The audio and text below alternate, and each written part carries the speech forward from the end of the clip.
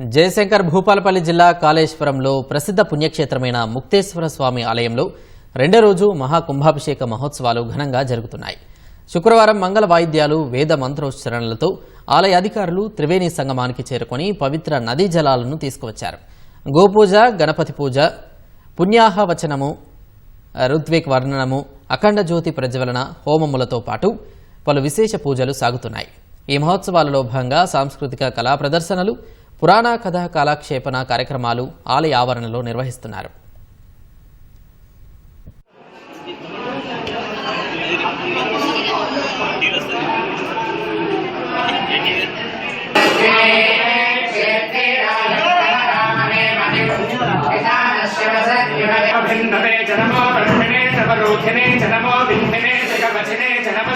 సంచారి